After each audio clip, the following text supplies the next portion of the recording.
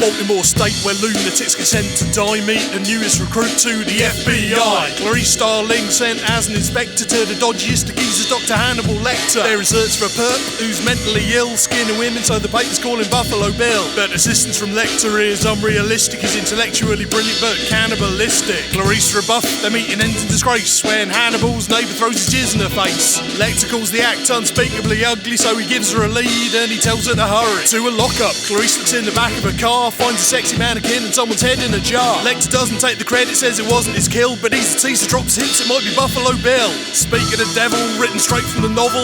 William's watching women with his night vision goggle. Without suspicion, tricks his victim to the back of his truck, asks the size of her dress and she's shit out of luck. They find a prior casualty to add to the awfulness, discovering a metaphor mid-metamorphosis. Bill meanwhile is living his dream, keeping prisoners and crafting on his sewing machine. But our enterprising predator now has to reckon with his hostages, mother leverage and her privilege. A white senator, the public clutches his pearls, remembering to give a shit about the right kind of girls. Lecter gives them a name, they head off in pursuit under her skin, that's some foreshadowing. Love your suit. But Clarice cottons on, she knows that Hannibal lied. The name he gave was an anagram for iron sulfide. Lecter insists Clarice is only a guile. The key to her search is inside the case file. Surmising Bill knew the first girl when he slayed her, Clarice travels to a hire to speak to her neighbours. Meanwhile, Hannibal's still being gleefully balmy with a bravura performance of his meat origami. Borrows an officer's face to craft a crafty disguise, escapes and gives the EMT a cheeky surprise. Clarice goes door to door, her colleagues snatch their wrath at the address where Bill first imported his moth. But they got the wrong gaff in a classic switcheroo. Bill opens the door and Clarice says hello. His kinship to Sane collapsing into a strange, but she straps up and chases Bill into the depths of his basement. Bill kills the lights and stops straight on the throttle, stalking Agent Starling with his night vision goggles. But Clarice hears the click and reacts in an instant, rendering Bill's internal organs instantly inexistent. Graduation brings a call from a mystery charmer, charming Starling on a lamp from somewhere in the Bahamas. In five-dimensional chess, Lecter's clearly a winner, but he can't chat, he's having an old friend for dinner. It's an absolute riot what actors do for a living, but it's time to pay the piper and I've got some misgivings. Because debate requires oxygen, it's not anaerobic, so consider that this film could be considered transphobic. The highest order function of Bill's psychology, detesting women and weaponising his misogyny.